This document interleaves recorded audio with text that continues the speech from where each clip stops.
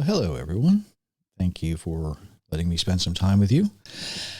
I do really appreciate your time. It really does matter. I also appreciate it when you hit those like buttons and share buttons because it just makes it easier for people to find us. It moves us up in the analytics and all those good things.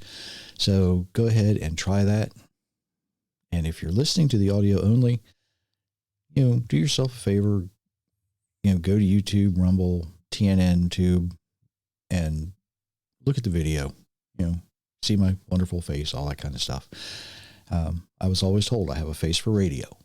So you might be glad you're listening to the audio only. Oh my goodness.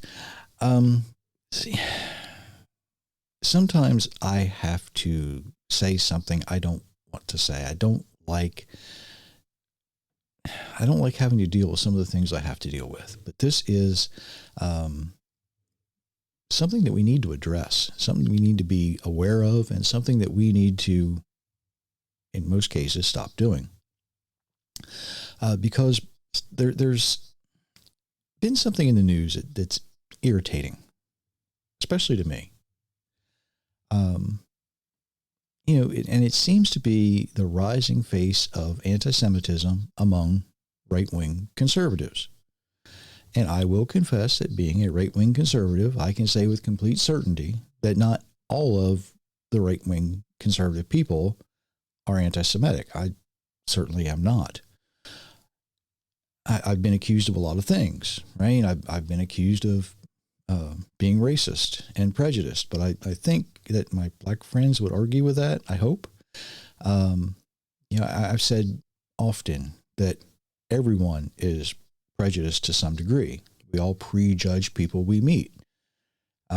Parents, when your children are old enough to start dating, I will guarantee you prejudge everybody they go out with. It's just that simple. You wonder if they're,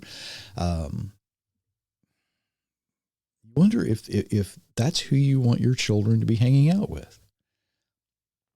Sometimes we prejudge the people on the street. We wonder if that person who's looking at us, are they trying to be friendly? Or are they sizing us up to be a victim? That's prejudging, okay?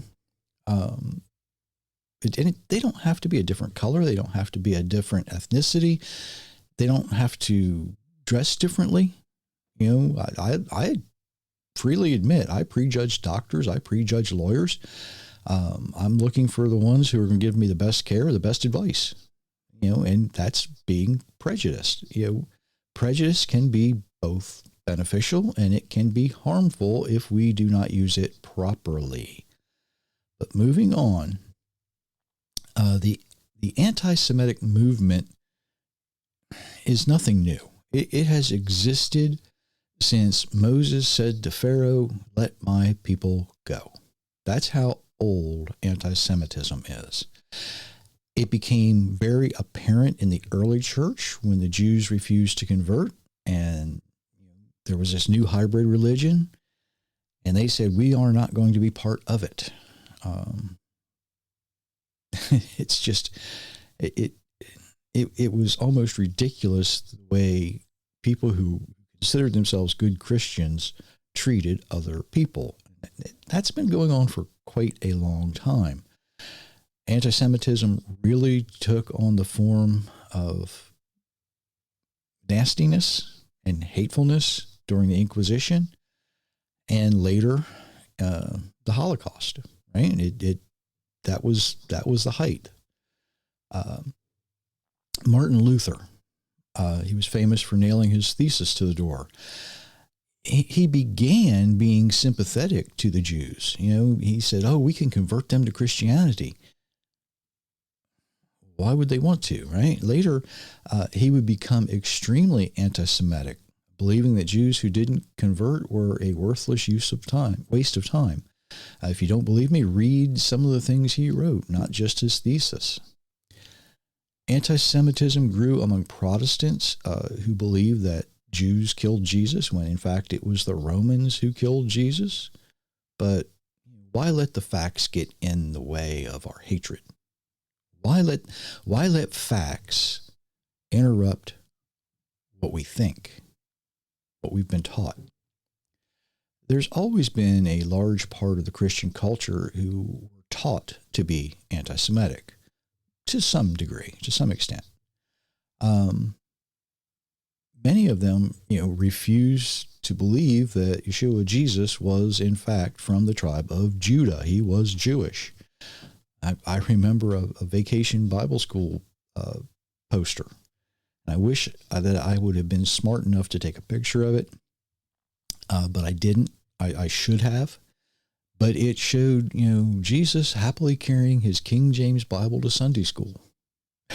Something that never happened, okay? And this type of propaganda among the Christian church has escalated the anti-Semitism problem.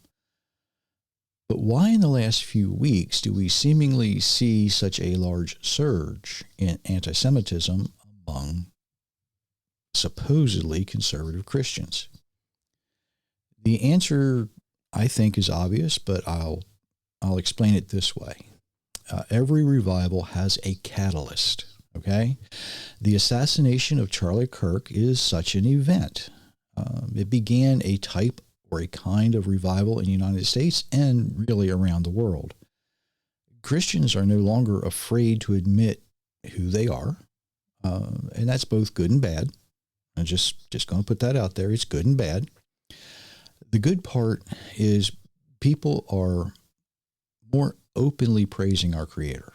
It's just not a Sunday morning hidden thing in behind closed church doors anymore. The bad part is those who tend to follow their denominational doctrine, their traditions, instead of the Bible.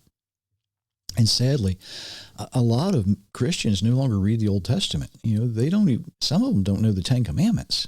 They hear about it sometimes, but that's in the first part of the book. It doesn't apply to me.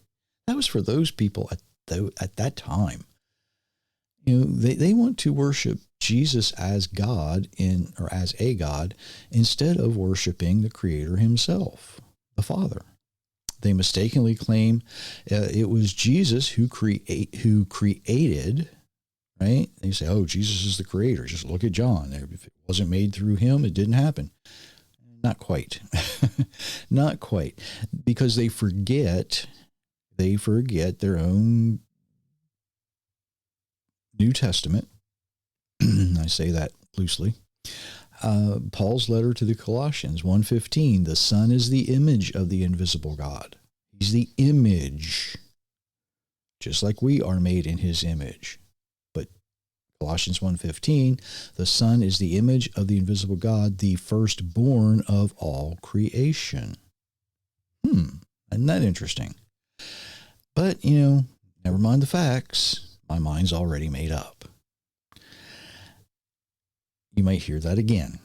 Never mind the facts. My mind's already made up. A lot of people are using this newfound freedom, if we can call it that, as a kind of revival to promote hate instead of love. They're using this to advance their own agenda instead of actually proclaiming what's in the Bible. Used this before. It's not really in the Bible, but we believe. If it's not in the Bible, why would you believe it? Think about that. There's nothing new. Anti-Semitism has been showing itself for a very long time. It's no different than racism, right? Hate somebody because they're different. Hate somebody because they don't look like me. They don't act like me. They don't worship like me. But the problem really goes farther and deeper than we might think. There are good people and bad people in any group of people, right? There's good white people, there's bad white people. There's good black people, there's bad black people. And I know good people who happen to be Muslim, and some I have met, not so good. I've met Jewish people that I love and admire. There are some I have met, you kind of got to question them just a little bit because they might have their own best interest far ahead of our own. someone said, well, any child of Abraham must be seeking a creator. And not quite. Not quite. If you look in the Bible, the followers of Korah, for instance, they rebelled against Moses. We read in Ezekiel 22:26. Her priests do violence to my law and profane my holy things. They make no distinction between the holy and the common, and they fail to distinguish between the clean and the unclean. They disregard my Sabbath so that I am profaned among them. Even some of the priests in Israel chose to do wicked things. You see, when we reject our Creator, we choose evil. Now, the priests were not anti-Semitic by any stretch of the imagination, but they chose evil because they chose their way over the way of the Creator. I've met really, really wonderful people from Saudi Arabia. Thankfully, I have not met anyone from Saudi Arabia that I would consider evil, but I've only met a few. I've only met a few who are actually from Saudi. The problem isn't what you look like or what your family tree is, how you live, how you worship. The problem is mankind. We will find in every group of people, a small portion, sometimes a large portion, who would rather promote hate or even violence simply because they have chose to be ignorant of good and embrace evil. Again, right? Don't bother me with the facts. My mind's made up. Jonah and Nineveh is another good example of this. Jonah hated the Ninevites, but God said, go there, say this. He didn't want to go. He didn't want to go. Jonah may have not been anti-Semitic, may have been prejudiced, but think of it that way. There's no difference. If you choose to hate an entire group of people just because one or two or 50, might be bad, doesn't mean that everybody out of that group is bad. I can think of very few entire groups that were entirely wicked. May have been more than I think over history, but only very few come to mind. When we think about professionals, I know some very, very intelligent people that might fall into this category, right? They may be extremely wise. They may be good doctors. They may be good lawyers, if you can have a good lawyer. But some of them are far more evil than criminals I've met. And I've met a few of them too. Some people, you would think should know better. They've either never been taught anything different. All they have ever been taught is to choose hate and darkness over love and life. And there's a lot of Christians that fall into this. They'll promote their denominational doctrine instead of the word of the Creator because they're ignorant of what's in the Bible that they claim to represent. Antisemitism or hate of any kind should not be a Christian value. Shouldn't even be a Christian doctrine. Let's just put it that way. There's some Jewish people who fall into this category. They will try to promote hate, violence, and evil over good. And then they'll stand back and say, well, I'm Jewish. You can't hate me. That's anti-Semitic. Well, if you happen to be Jewish and you're promoting hate, and I disagree with you, that's not anti-Semitism. That's me telling you you shouldn't be promoting hate, violence, and evil. I'm not judging a whole group, not being anti-Semitic. I'm just looking at the individual at that point. You see, to stereotype or judge an entire group because of the actions of a few is just foolish. It's perfectly okay to judge someone as an individual who is wicked or evil, promoting hate and violence over love and righteousness. The Creator himself judges the children of Abraham, the ones who opposed Moses, the priests who were defiling his temple. Don't think for a moment that if you're a Christian, you're safe from his righteous judgment. You are not. You are not. I was asked one time, well, how do we fight evil and ignorance? And my answer, I think, fell on deaf ears. Because my answer was, we fight evil and ignorance with the faith of Abraham. We display our faith. We stand on the sacred word of our Creator, and we shine a light into the darkness. We speak truth into the lies, and we do not allow the minority who are evil or who speak evil to speak for the majority who are good. Antisemitism, racism, hate, they all go hand in hand. They have no place among Christian values. They have no place among even Jewish values. That's just something to think about until next time. And if you want to learn more, of course, the books are available at authorjerrymitchell.com. I would appreciate if you are so interested, folks, getting some of those.